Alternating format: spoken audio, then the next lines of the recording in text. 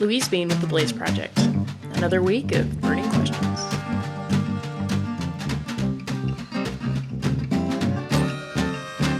Water, earth, air, fire.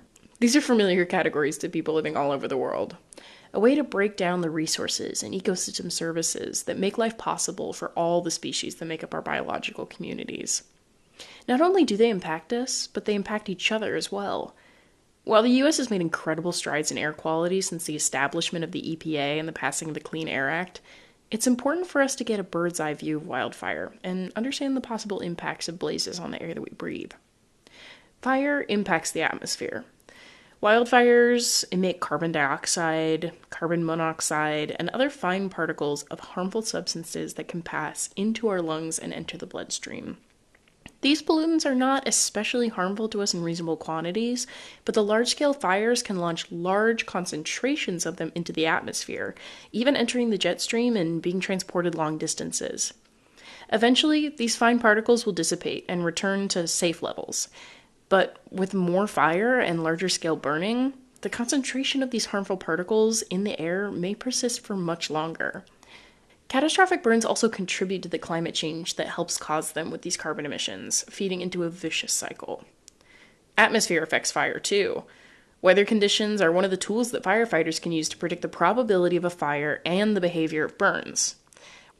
Wind carries fire across landscapes and breathes oxygen into the flames. Hotter temperatures enable burns to persist. Low moisture and lack of precipitation makes potential fuels for fire drier and more ready to burn. We've met a lot of folks working on the fire lines who all bring their unique skills to the containment of large burns. Our guest today has worked from the top down on wildfires, fighting back wildfires from the sky on helitack crews. My name is Ryan DeMoe. I'm the captain at Wood River Fire and Rescue in Haley, Idaho. Prior to this, I spent 8 years with the Forest Service, a couple different jobs. I started out in trails actually before migrating to fire. I worked on a hand crew briefly before moving to a helitack crew for a couple years there. Also paramedic and was a ski controller at one point and did a little ski guiding. So a little of everything. Pretty much. Yeah, so I'm curious, what's your firefighter origin story? To be honest with you, it was kind of a slow burn, pun intended. It's a physically arduous activity or profession, I should say. So it was something that I approached with a little bit of trepidation. I wasn't too sure that was for me. Like I said, I was in trails for a few years and kind of watched firefighters around me, and then realized what I was doing didn't really have much room for growth. So kind of had to put my big boy pants on and endeavor to take the physical challenge. And that's kind of how it started, really. You could have been into structural fire, but you decided to go to wildland after your trail stint. So what made you passionate about wildland fire? Once I got into it, I realized it was definitely for me. I felt like I had something to offer. I was fairly good at it. I was slightly older than most people probably start in fire. It's a young man's game for sure. And a lot of people start out right after high school or in their early 20s through college or after college. And I was getting into it at about my mid-20s, so I'd already sort of had a small career. And I just took to it right away. I mean, everything about it. It's fast-paced. It's also slow-paced at times. There's a lot to do, a lot of logistics involved. Some hurry up and wait situations, I'm sure. There is a lot of that. Mm-hmm. But when you're really running a gun, things are quite fun. So have approaches to wildland firefighting changed since when you began in the field and maybe when you left, or even if you know about what's happening right now? And in fact, I've been out of it now for 7 years. I mean, I'm still loosely associated with it here through the structure. We do a few deployments here and there. But in terms of what's changed, I would say the approach to fighting fire has certainly involves a lot more of your back burns. If you're fighting fire with fire methods has certainly skyrocketed from when I first started. Also, the mentality of firefighter safety has changed in that respect too. So it is, in a lot of ways, it's safer to fight fire that way when you can step back, build some indirect line, put fire on the ground. You create a large buffer zone for yourself. When I first started, there was this weird safety culture that, nobody gets hurt. Everybody goes home, and everybody loves to say that, but that certainly changed after years and years and years of fatalities. And fatalities, it became more of a mentality of, okay, maybe we should mitigate risk. How do we mitigate it? What procedures can we put in place? I think that's changed and gone really far in the wildland community, as well as like staffing EMS personnel on crews, having medical direction on forests. That's all changed dramatically since I started. Yeah.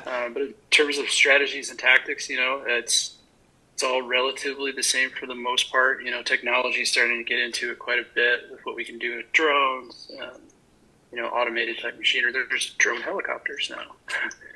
It's pretty exciting.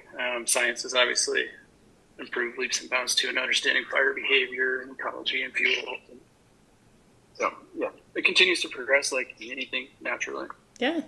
And I feel like talking about that technology shift too is a great way to transition into talking about, aerial firefighting, which is what you have experience in, which is awesome. I am assuming most of the people who are listening to the project are not familiar with what a helitack crew is. So I was wondering if you could just very basically explain to us what it is. It can be a lot of things. Most simply put, it is a way to transport firefighters to a fire. Team members are just aerial based, so delivery method is via helicopter. You've touched on what their relationship to ground crews are, and then also sort of touched on in your previous answers that it takes more than just firefighters to fight a fire. I'm curious how aerial firefighting helps teams get an advantage over catastrophic burns. There's an old adage that you can't win a fire through the air, which it's definitely true. You absolutely need the ground crews to put fire out. The main advantage that aviation gives you is a much larger perspective of things. So you're able to predict out where this fire is going, terrain ahead that can influence fire behavior, fuels ahead, same thing, influence fire behavior. Get an idea of where you can make stands in terms of digging indirect line, or where you can put crews in, or where your tactics are actually going to be most effective because you have that larger big box perspective. And in terms of helping crews, that's crucial information. Aviation also serves best purpose of slowing fire growth or limiting intensity of heat, flames, and such, so that crews can get closer to fire and actually, do the work that needs to be done to put it out. And there's numerous ways that we aid them as well from the air, which is getting gear in, getting food, getting supplies, putting them into places quicker as opposed to having to walk 20 miles to get to this fire. You can fly them in. That's obviously helpful. Mm-hmm. And then getting their gear and supplies with that. So yeah, aviation definitely is there. It's not necessarily a support service, but it certainly serves a greater purpose in these large burns, for sure. Yeah. Could you describe for me, from your own personal experience, what a wildfire looks like from an aerial perspective? Flat. The funny thing is you get a bigger perspective on things, but everything looks really small. Mm. I mean, it's hard to see people. Anything in a helicopter is just a tiny. You're sitting in a tin can, and views definitely look smaller. But everything looks flat. You don't see, a 3D perspective, at least overhead of, what flames look like. You can get an idea from smoke and what the fire is doing, what it may look like on the ground, but in a sense it's just kind of flat and small. Yeah. So I know that heat rises, which makes me very curious about what the environment inside the helicopter feels like when you are out either transporting people or above the fire. It really depends on what the fire is doing. There's not too often a large incidents that you're flying right over the fire, and there's no flying directly in the smoke. It's okay. Really quick way to ground resources. I mean, it can be, which I think some people don't understand at times, is smoke influences aviation. If we can't see, or there's no visibility for the pilot, we can't fly. Mm-hmm. In terms of what the heat does to you inside, it's just hot. I mean, I don't think that the fire actually influences that too much. Most of the time, it's because you're in an environment that's 110 degrees outside anyway, Yeah. and you're in long sleeve shirt, boots, all your personal protective equipment, and maybe with up to 10 other people. It's just hot. Yeah. So would you describe for me then a moment of wonder that you had while serving on an incident that stuck with you? I guess something that has stuck with me is, you've been to a lot of fires. You see a lot of fires every year. They seem to be increasing in intensity, duration, frequency. You kind of realize how much land is out there, but at the same time, you're thinking about, well, how much can stand to still burn? And then after the fact, when you look around where we live, which is primarily the Sawtooth National Forest, just a handful of fires over the course of 5 years of any impact, 300 acres to a couple thousand. Really, you start to look around and realize, wow, our forest is not looking so healthy anymore. I think the real moment of wonder is the lasting impact that fire kind of has on the environment around me, at least, and where I live, and realizing that it's a quite spectacular impact. And what's something unique that you've learned while working in wildland firefighting? I've learned a lot of little things that I really couldn't put my finger out. I mean, crews are so fun to work with. I mean, and some of that downtime and some of the jobs you do, you build these teams, and it's probably one of the funnest things you can do. People get really weird when they're on the line for 16 hours a day for 2 weeks. There's no specific lesson to be learned from that. It's just that it's really fun to work with people from all sorts of backgrounds all over the place. And just to wrap up today, what do you wish that more people knew about wildfire? Well, I wish we all could have a better understanding of fire in general and its purpose to serve. I think for me, a lot of it comes down to political aspects of fire, and in particular where I live, it's very political. This is a resort town with an urban interface that is very close. And I think as much as people want us to get out there and get after it, put these fires out, it's a very dangerous job, and we have to take a lot of safety and consideration into it. And I wish people understood that aspect of it a little bit more, instead of thinking, why isn't this fire out? Why is it lasting so long? It's rugged terrain. There's all kinds of influences that really go into it and make this job really difficult and dangerous. So. Yeah, I feel like my relationship to wildfire growing up in Colorado, a lot of people look at places like Rocky Mountain National Park or other, beloved natural areas as almost like a fixed landscape that is not changing or shouldn't change because they love it the way that it is.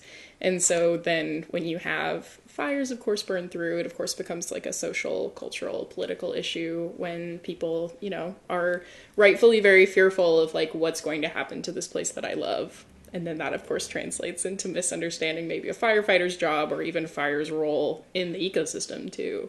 Right.